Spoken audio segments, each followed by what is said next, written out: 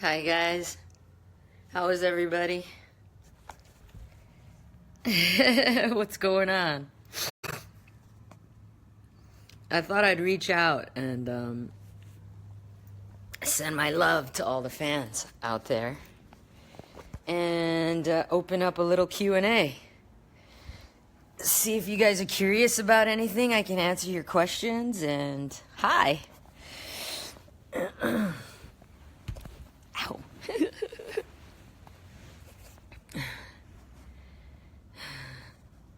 Wow, we got Ohio in the house. We've got Brooklyn in the house.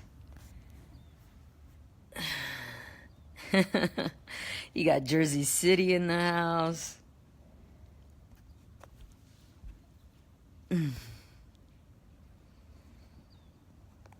Aw, thanks for having me, guys. Writing a book about your life? That's nice. Brian from Texas. We got San Antonio in the house. We got... Yeah, fastest postponed. Then we go into the Letty questions. Yeah. I can't answer all of the Fast and Furious questions because, to be quite honest, it's just none of my business what's going on over there. Until the studio comes up with a script and says you're ready to work, I really have no comment on anything. So you see what Universal posts, and then that's pretty much what's going on with the franchise. Whatever they post is official, and so no questions about Fast so far. Sorry, I have nothing to say about it. Aw, thanks for all the love, guys. I appreciate that. Yeah, Puerto Rico got hit hard. I'm trying to see what I could do to help as far as funds going to Puerto Rico and raising some money. My friend Paul Watson, who's part of the Sea Shepherd, the Whale Wars crew, they offered to help. So we're trying to see what we could do with the Latin community over here in LA, round up the troops and try to help out. Looks like they're going to be in need for a good 8 months or more. I mean, they got hit pretty hard. I love all these comments. Damn, guys, I can't believe I'm live with you. Look at technology. It's crazy, right? Why always action movies? Well, that changed, I just finished working with Steve McQueen, the director of 12 Years a Slave. And working with him, I got to act for the first time in 15 years. That was pretty nice. In the action movies, you don't get to really explore what it's like to live in the extremes of being human, because you're too busy making jokes or trying to entertain people. So it was really refreshing to go in deep and expose myself, you know what I mean? It was very uncomfortable and scary, and I hope you guys like the movie. Those of you who like, independent art house films. Viola Davis is in it. I think it's going to be dope, and I love the director. God, he's so talented. Michelle, just to let you know. Aw, thank you. You guys are just full of love today. I love that. I hope you're having an amazing Saturday. Aw. Come on, what do you guys got as far as questions go? Because I know I'm a very private person and I barely reach out. So I wanted to let you guys know that I'm listening and I care. How was it making the assignment? Yeah. Well, let me tell you, after playing a guy in a movie, I have to say, I never felt more like a woman. It was interesting, doing the assignment. That movie really rocked my world. I realized that I realized that, yeah, I'm definitely way more feminine than I put out. Um, one individual asked me just now. He says, do you like playing a tough girl? And to be quite honest, it's not whether I liked it or not. It was just, it's what I had to be in order for people to leave me alone and stop trying to control me. Because I feel like when you're a girl, it's always somebody always trying to guide you, somebody always trying to tell you what to do, somebody always trying to, take care of you. And, I'm a very independent person. And in order to kind of like get rid of all that noise, I had to like try to hide my sexiness as much as possible so that guys wouldn't try to like have me. And I had to be tough so that I could handle myself in a room full of other guys who were just trying to do business and get work done. And so it created a tomboy. Also, surviving in Jersey City isn't very easy, if not when I was growing up. And so you had to have your armor on. And so now I don't need that armor anymore. So slowly but surely I start shedding all of that macho quality that helped me get here. And I will open my heart a lot more. And when that happens, you'll start to see a softer Michelle. But yeah, I mean, I did enjoy it. Don't get me wrong. I love shooting guns, and I love expressing myself. I love to be able to defend myself. I thought it was a beautiful thing. Nobody's trying to be tougher than a guy. I just like having fun. I like riding motorcycles. I like racing cars. I like shooting guns. I like a lot of the things that guys like because they're fun. But it doesn't mean I was trying to be a boy. Not till I tried, actually performing being a man in that movie, which was very different. Nobody here trying to get a sex change, don't worry. Hola, Michelle. Oh, we got so much love, man. That's so awesome. We got independent women stand up. Yes. That is pretty much the goal for the future. My main focus in the next coming years is going to be trying to create a safe place for women in action films. And so developing projects as a producer and trying to create a safe space for just women who like to be active and like action, to have a place to do that without male egos or drama. Because a lot of the time, in this business, it can be really, really tough as a girl trying to make action films, Not all the time, is it an environment where it's fun. Sometimes, it's egos and who gets the bigger scene, and it's a competition. And I wanted to create an environment where people were being creative and collaborative and we're having fun. So I've been getting together with the stunt women. Debbie, who's been doing my stunts for so many years, has opened up her house to me, and I did a documentary with her. And just trying to find out what it is that female stunt doubles have been going through throughout the years, and what they're ready for now in this new environment where it's a lot more welcoming to women in film. And so I'm just getting ready to make it happen, have some fun. I see a lot of questions about Fast. I'm not answering any of them. It's none of my business. Aw, that's so sweet. You guys are so sweet, man. I'm just full of love on Saturday. San Antonio, Texas. Nice. Yeah, man.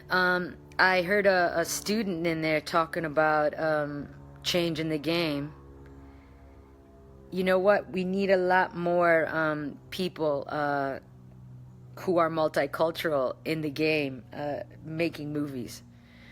I think that would help alleviate a lot of the stuff that you may see on the big screen or on television shows that annoys you as a an individual of race. You could get annoyed by the depictions of Spanish people or the African American community in certain cases. But it's getting better. You just got to get out there, get creative, and stop expecting others to do that job. It's if it's of your interest and you've got the talent, get out there and make it happen.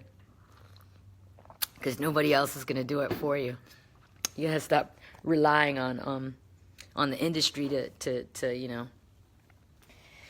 handle everything and really care. Actually, that's what the big deal is. Nobody cares about a race more than the people of that race themselves.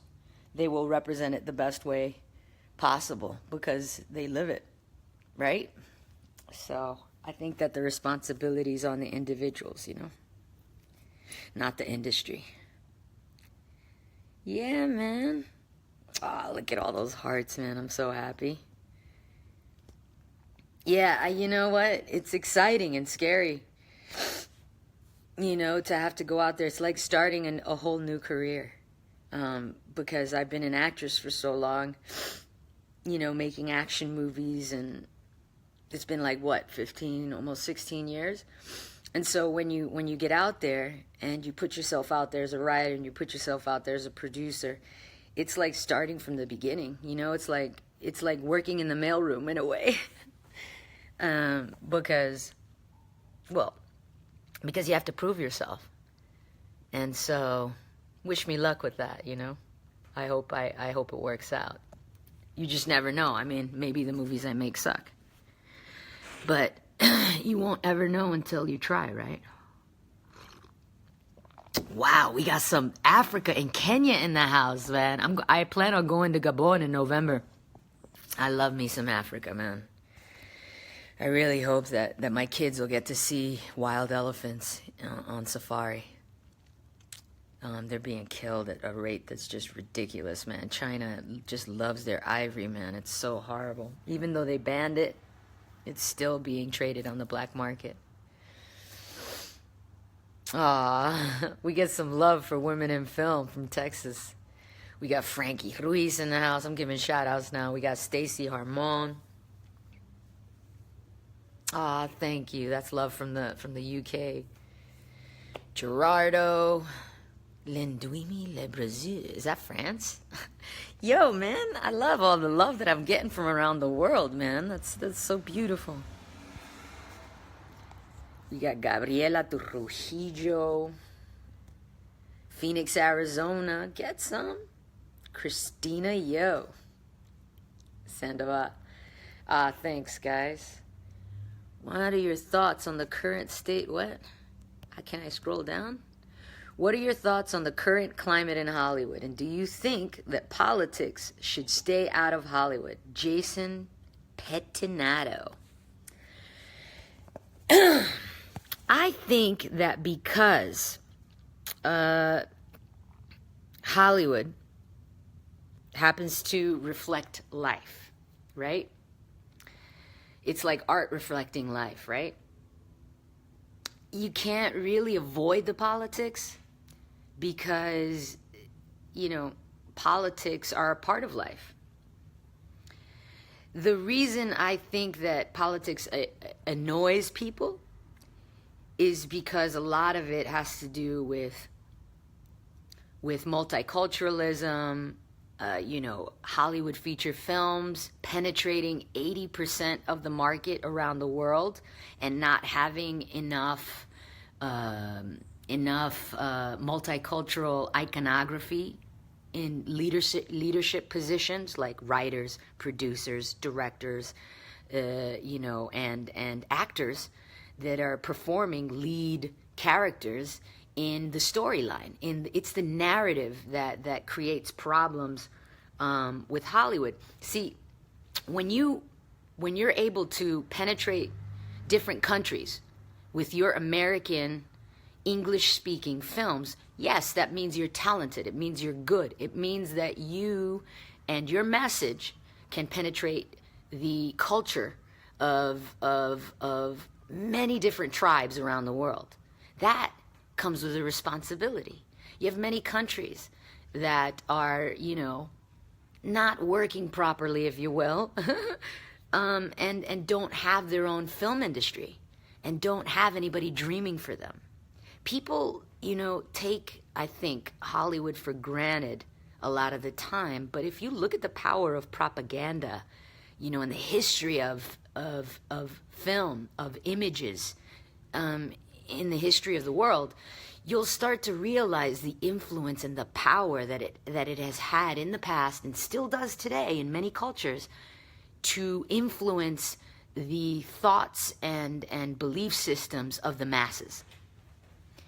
And knowing in history how Hitler, how Stalin, how, governments, including the American, government, has used it to propagate and influence the minds of people in agreeing with wars, you start to realize that it gets a little bit deeper. Hollywood is not just some place where you make funny hee-hee ha-ha movies, and it's okay for all those, spaceman PG-13 flicks to go around the world, and it's not really affecting people's consciousness. You would be lying to yourself if you thought that movies do not affect people's consciousness. They might need a little bit more sophistication in the developed part of the world, but in many countries around the world, man, it's still a shock and awe, and it's still a question: is that true? Is it not? You got to remember that the whole world doesn't look like America, and when you have 80% of the market share, you should start coloring in a little bit of the message that you're sending out to the world, and maybe dreamweave a little bit for those that can't dream for themselves. Just because you're making money off of them anyway by the ticket sales that you're getting from foreign countries, might as well represent them in the features. So I don't think that anytime soon politics is going to leave Hollywood. It's just an inevitable fact of the market penetration that they have, If they're able to sell movies to people who speak Italian, who speak, Afrikaans, who speak Spanish, then they're going to have to answer to those markets at some point. And, that's why you'll hear things, like the Academy kind of make statements or open up, and broaden its voting realm. I mean, they just allowed like a crisp 700 new members or more into the Academy. I'm a member. I just joined. That never would have happened. Why would they want me? I'm an action movie star. I guess it's my last name. I'm a Rodriguez. So, by letting in more multicultural people, then, you start becoming a trendsetter by voting and starting to shape the minds of the people who make the movies. And so there's my long-winded answer to your question about Hollywood and politics. Oh, wow. We got a lot of questions. Let's see. Love from Plymouth. Nice. That's from Brenda Jane. Aida Negron. We got Heather Campbell. Right on. Got a lot of people in the U.S. That's beautiful. We got Michael Acorn? Nice. The first movie I seen was Girl Fight. I grew up as a tomboy and never thought I was pretty. And I watched your movie and I was like, awesome! I can be a tomboy and be pretty. Oh, that's so cool, man. I'm happy about that. Yeah, I feel like for a long time I was repping for all the tomboys out there. Because it's not, it's definitely a specific type of person. I think everybody kind of has a tomboy friend, but, not many people, in Hollywood knew what that tomboy life was. I kind of represented, So I'm glad you noticed. Aw, thank you. Any thoughts on Puerto Rico from Anita Rodriguez? Yeah, man, I mean, what can I say? It's a catastrophe. And I'm not gonna pretend to make it lighter than what it is. It's horrible. My dad was an independentista. He was one of those individuals, who believed that Puerto Rico should have been separated from the United States. He feared that the economic help, from the United States would hurt the country because of the economic structure of those deals usually would create debt, for a country. And this is stuff that my dad would talk to me when I was like 12. And and a lot of Puerto Ricans used to fight against it. They're like, man, what are you, crazy? We need the United States to help us out. It'll be cool. We get passports, and that's beautiful. I'm very grateful for it. I'm an American citizen. I was born in Texas, but not only by birthright, but because my dad is Puerto Rican. I get the status, and I'm very grateful for that because I had many opportunities. But on the same note, as for the island itself, it sucks. I mean, he pretty much forewarned the economic crisis that it would be in multiple times. But he was forewarning about that in the 70s and in the 80s, and a lot of people didn't like what he had to say. People would come to his house and tell him to stop talking out loud about his beliefs, and people got violent. And and here we go, where Puerto Rico, if it could claim bankruptcy and it wasn't a commonwealth, it would have done so 4 times in the last 3 years. It's sad. And now it being struck the way that it was struck by hurricanes. I mean, it's a catastrophe, really. And I don't really know who could help Puerto Rico outside of the people themselves, because the idea that people outside are going to fix the inside of a country that's rotting from the inside is I think it's an illusion, a sad illusion. And that's my opinion about Puerto Rico. That set aside, I will do my best to try to raise funds and see what the community here in Los Angeles can do to help out, because they're gonna need supplies for the next 8 months. And so try to help, put Band-Aids on it. But the problem, I think, over there is a lot deeper than people like to talk about. Are you for or against California becoming a sanctuary state? Shit. Rosie Tootie Marrero. A sanctuary state. I am not certain what that means. Is that the policy for amnesty in a way? Is it the idea that you take in people who don't necessarily have their green card yet and allow them to work under this legislation?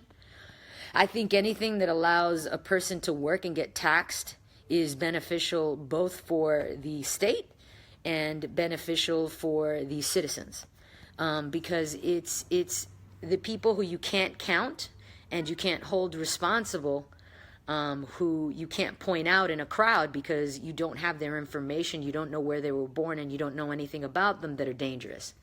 Those are the ones that can become gang members, rapists, and criminals, and you wouldn't have a way of being able to pin them down because you have no information, no census of those individuals. So if that's the case, then yes, I would be down with the sanctuary state. But I think that the sanctuary state has to do also with visas, special visas for people who are, really talented in a certain field like medicine or, a chemistry or scientist, who come from places that are in strife right now, like Syria and so on and so forth. I agree with that type of immigration as long as the people are thoroughly screened for the possibility of having a what do you call those? A sleeping cell. That's like a terrorist that is pretending to be a good citizen, that comes into your country and then gets turned on once they're there.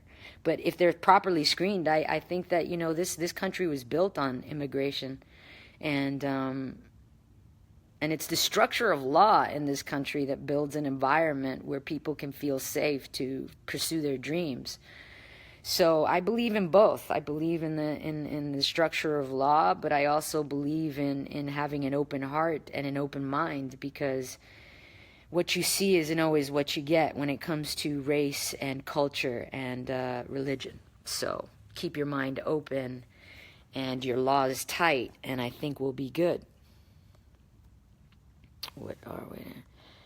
Michelle, I don't know.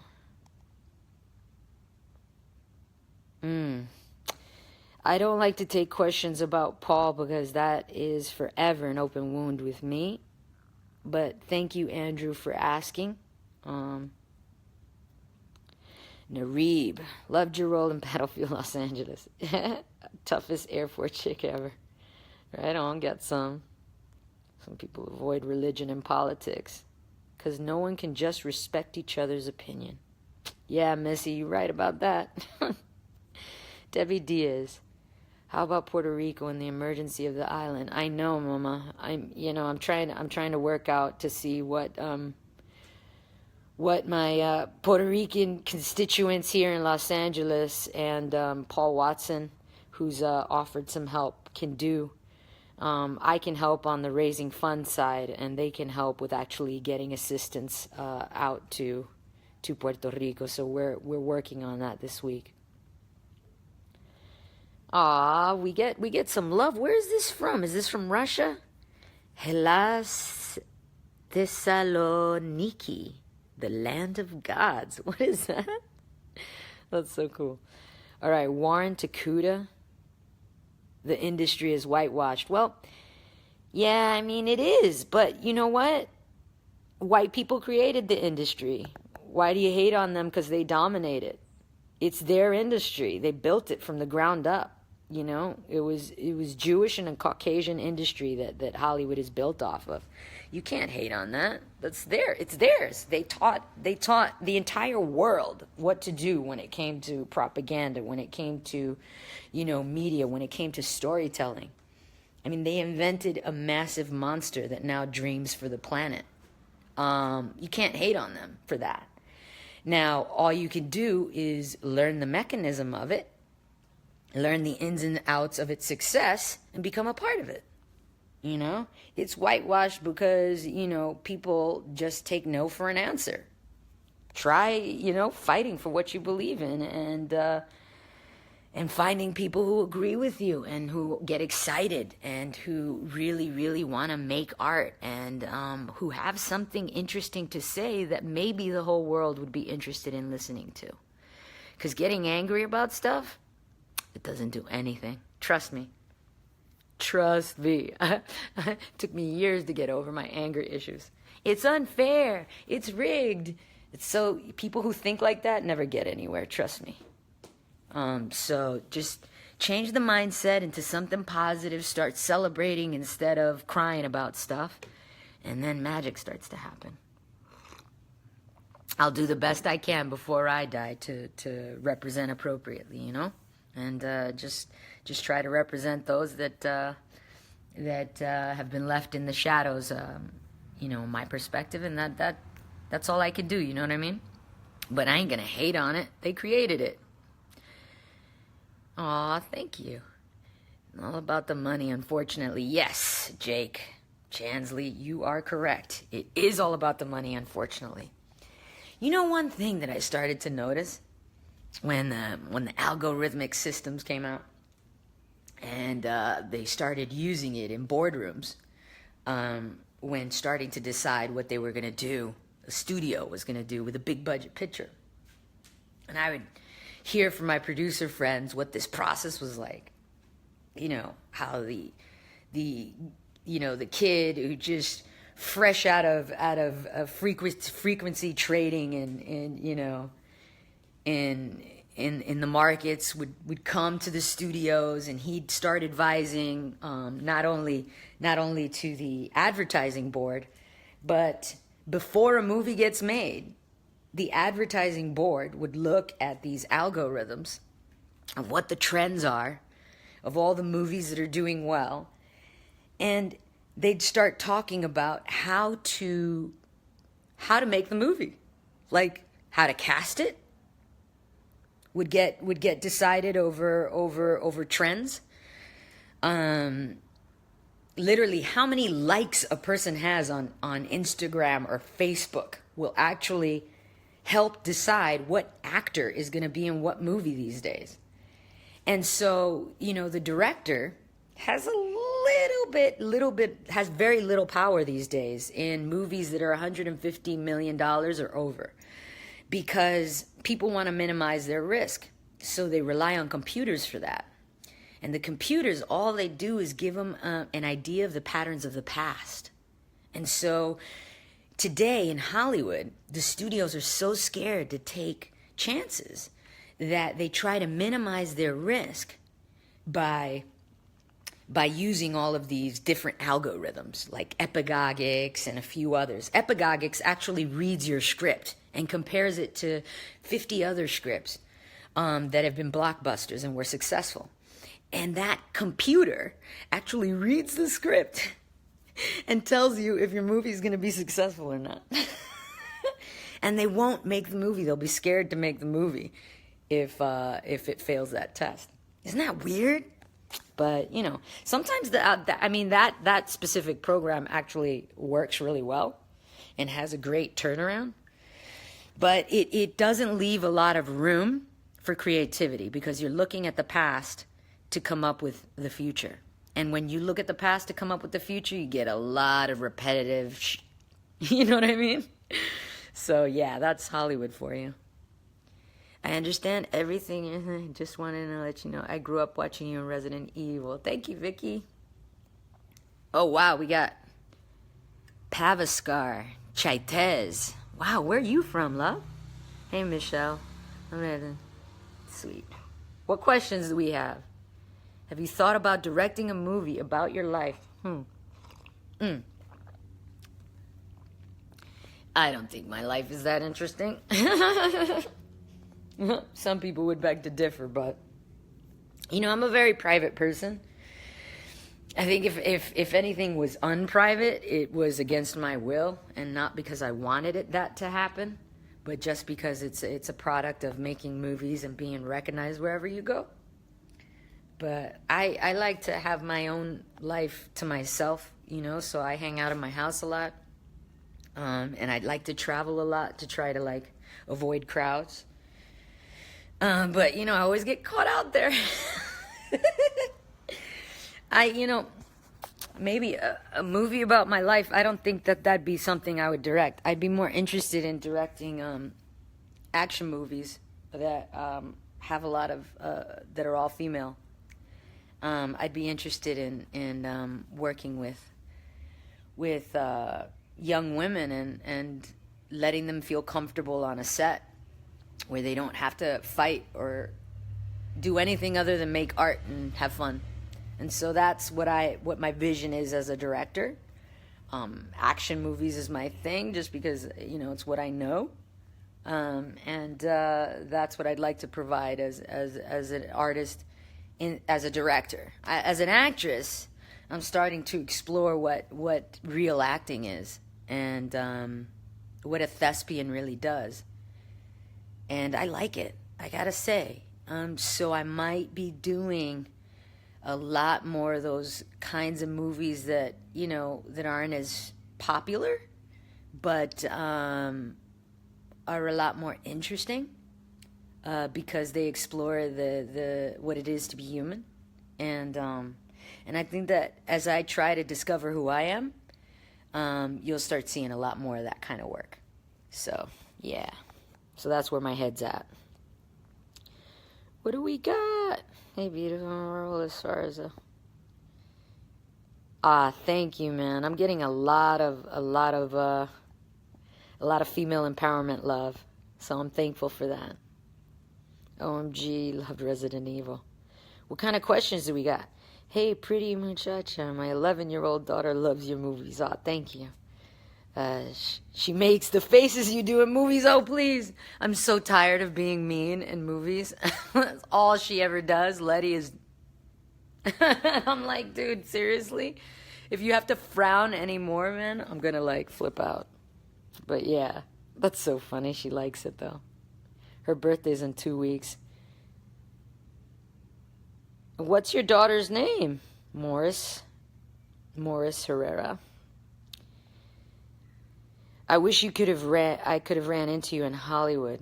Dobie Night, America's Got Talent, the premiere. Aw. Nicole Renee. Damn, we got Kansas in the house. Mark Anthony Williams.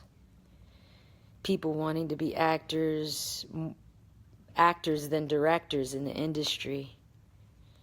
Let's see. So you think that there are more people wanting to be actors than directors in the industry, and that this will affect movie making in the future? Mark Anthony Williams, yes. I think that more actors need to start directing, and it's one simple reason. Because the actors that are looking for multiculturalism aren't going to get it as long as the writers are not of the same culture as them.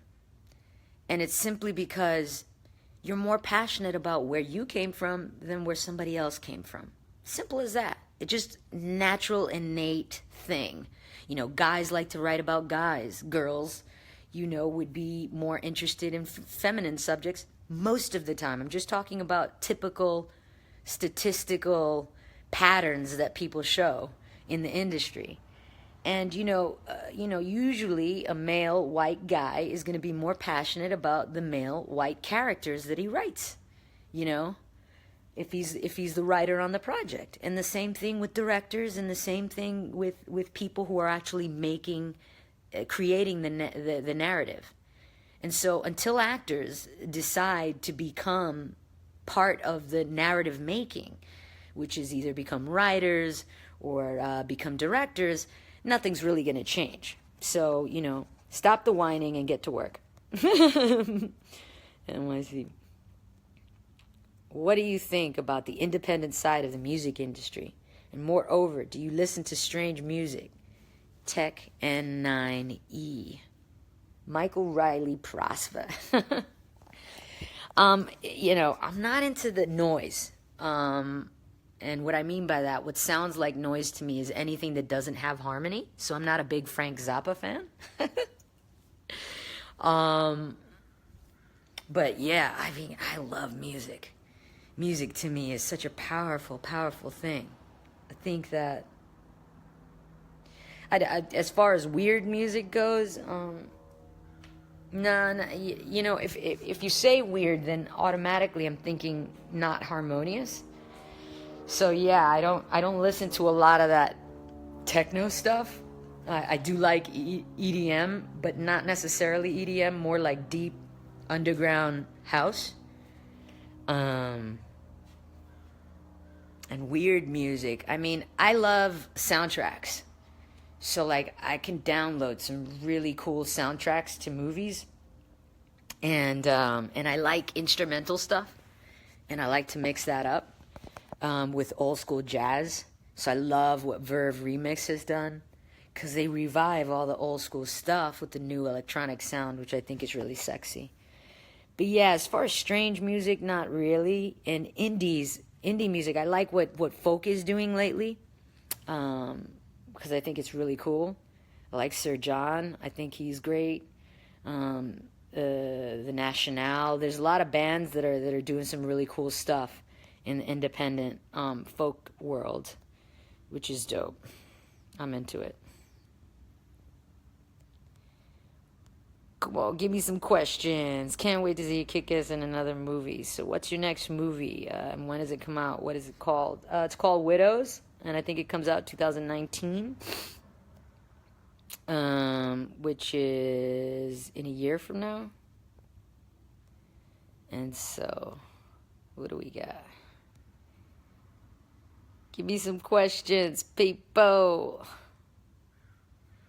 And all right, so I think I kind of like what? I still can't believe she lives. Jareen Yaba, what's up? Will you ever write a book about your life in general? I don't know.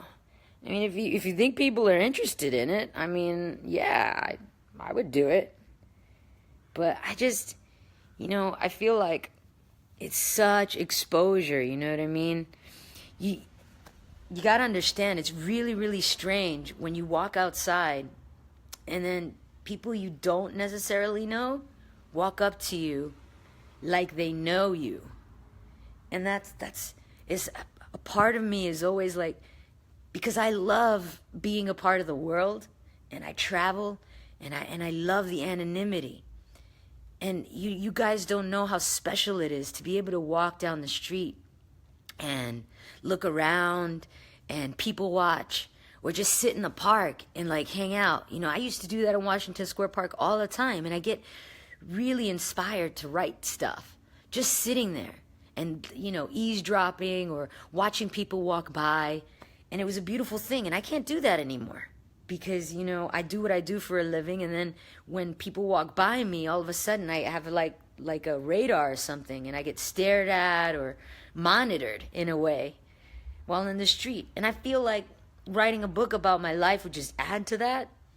I kind of just like being a part of the collective without the attention, And I think that's why I'm so interested in moving behind the camera than being in front of it. Like I just love exploring what it is to be human. That's why I became an actress. That's why I like storytelling.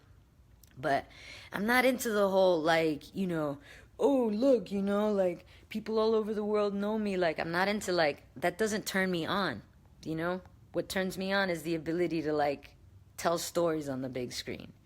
And I feel like writing about my personal journey takes away from that because I just want to be a vehicle to tell stories, and that's it. You know what I mean? I want to be able to become whatever I have to become to tell that story. And if people know more about me, the person, the girl who grew up here and came from these parents and lived this story here, they're going to think that's who's on the big screen. And who I want them to experience on the big screen is whoever I'm playing at the moment.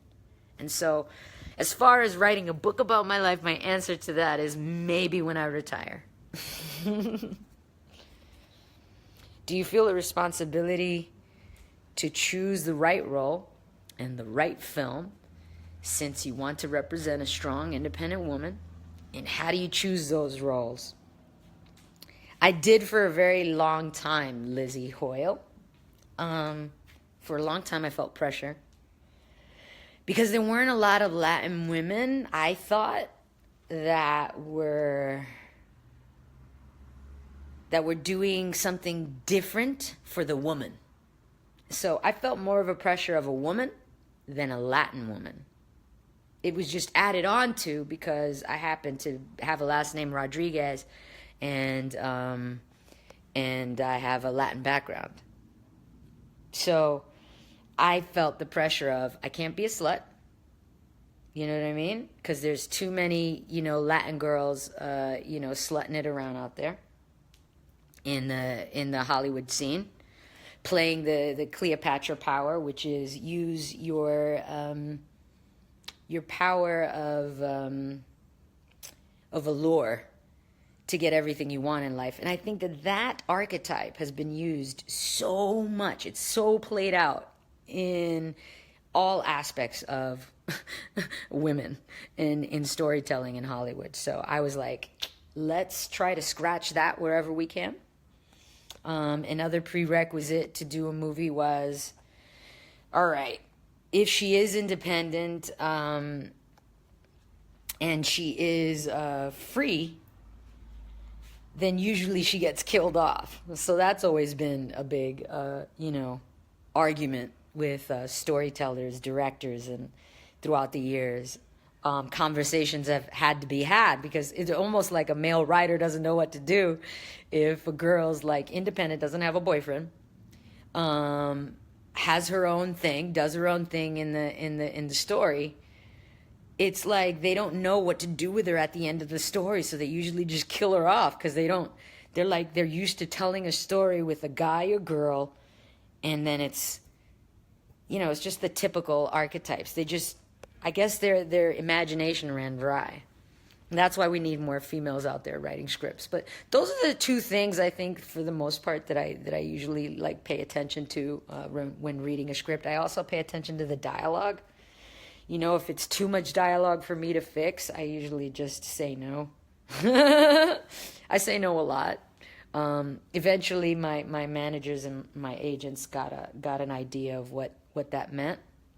And so they're like, okay, does it have nudity? How is the nudity? What is it about? Is it purposeless sex? Absolutely not going to happen. Does the character die right away? Is she just there to compliment the guy? And those three things are the things that she looks for, and the agents look for. And usually you wouldn't believe how many scripts don't pass the test. It's kind of pathetic. That's why, another reason why I'm influenced to start producing and directing myself. Olga. Let me go to the bottom here to see what... Wow. A lot of people showed up. That's so beautiful. We got Phoenix, Arizona in the house. Drop zones are filled with tomboys. What's a drop zone? Jay Holmes, #1 fan, thank you. Baltimore and Cambodia. Jay, from Baltimore to Cambodia, nice. Puerto Rico's such a beautiful place. And there, I'm praying for them daily. Me too, mama. That's from Rachel Freed. Diana German. I like that mix. Why would you feel you weren't pretty? OMG. I've had a lot of people approach me and said, I look like you. I feel flattered. Aw, thank you. PR in the house. Yeah. Do you still have family in Puerto Rico? Yeah, from my father's side. It's rough out there. I got an aunt out there, too, who lives in Cataño. My heart broke when you turned into a zombie. Yeah, I know. Oh, it's all good, man. All right, guys, I'm about to head out. I thank you guys so much for showing me love. Elizabeth Patrick from Canada. Girl Fight back in the day. Watched over and over. Girl Fight was a classic, man. That was the first time I actually felt, like... The last time I felt like I was actually performing, like I was actually becoming a character for a movie. And the last time I felt that way was just recently doing Widows. I think I like independent film. There's something about it that, like, I don't know, makes me feel good. So I might get back to it. I've abandoned it for like 15 years to do commercial movies. Can you please show me your bathroom wall? Was that moss? Oh, no, you didn't. You totally caught me out there. Yes, it is moss. You can get one of these walls that lasts for up to 10 years. And you don't have to give it water, nothing. It's not alive. It's just like dry. That's so funny. I didn't even notice that I walked into my bathroom. You're so funny. I haven't been in the UK for a while, but I got my goddaughter out there, so I got to go pay her a visit. I can't wait to go.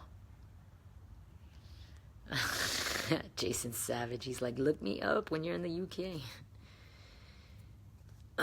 We got Kansas in the house. We got, Vegas. Jesus. Yeah, man. That was just... And what kind of answer do you have to something like that? It's like... You can't even control a human who thinks like that. I mean, I don't agree with stripping away everybody's right to defend themselves because of one insane human being. But man, do we need some serious screening for weapons in this country. I mean, I live in California. My AR-15 is naturally an automatic rifle. But because of the restrictions in California, you have to limit the amount of bullets that can be in a magazine. You have to limit access to that magazine, so it's not easy pull out. And you can't have it, it can't be automatic. Like, with the restrictions in California, the Vegas shooting wouldn't have been as easy, because he would have had a hard time gaining access. He would have needed a commercial license to gain access to the automatic weapons.